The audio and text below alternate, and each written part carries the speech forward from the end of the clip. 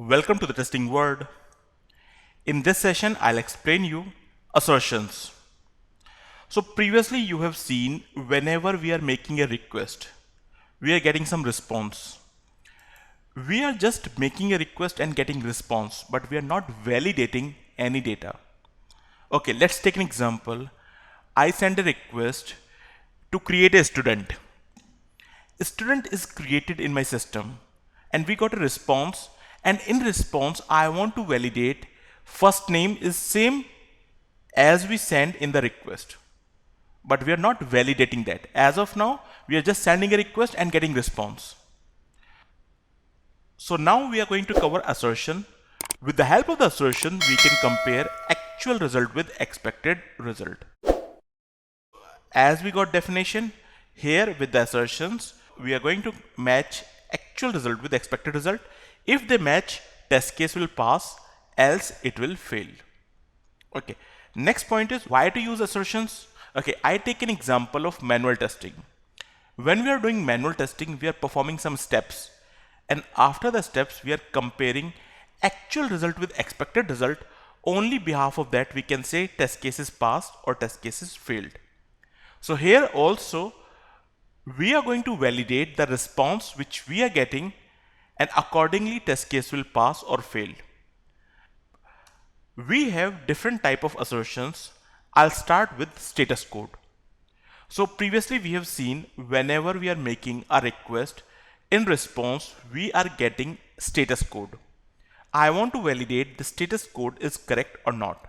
So hope you remember when we are making a get request, status code should be 200. In case of the post request, it should be 201 that we have seen previously. Okay, let's start on the project itself.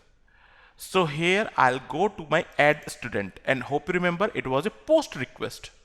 Okay, here at the bottom you will get assertions. As of now there is a 0 assertion, means I did not added any assertion. Now I want to add one assertion, so I just click on this arrow. This window will open. I want to make an assertion, so I'll just click on the add. It will show you different type of assertions. First assertion I want to use is to check valid HTTP status code. I'll just select that. Okay, it is asking like which code you want to check here. So I just mentioned like I am expecting 201 status code because it's a post request. Okay, I'll just click on OK. Now I'm going to execute same test case again. Here it's executed successfully, and if you notice there is a no failure, means yes, assertion is passed. Okay, to make it fail, let's go there and just change the expected value of the assertion. So that's my assertion.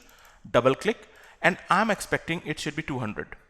Okay, I'm going to execute the test case again. So I'm going to the test case window. I'm just closing this property window. Run. You will notice here on this step it is failed. If you just double click on this, you will get it is failed because assertion is failed.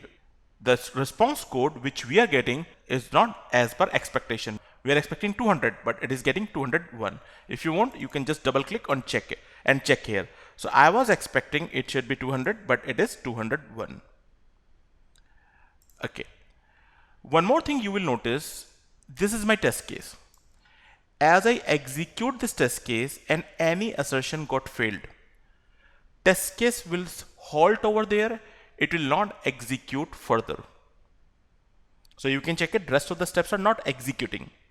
Now my requirement is if any assertion fail, just fail the test case, but at least execute all the steps. By default, if the assertion failed, it will fail immediately.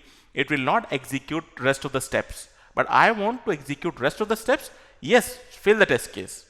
For that, we can just go to the test case, and here on the test case level, you will get option of set options for this test case. I'll just click on this. Here we have a checkbox abort test if error occurs. I'll just uncheck it. So I'm saying don't abort it. Fail the test case if step is failed.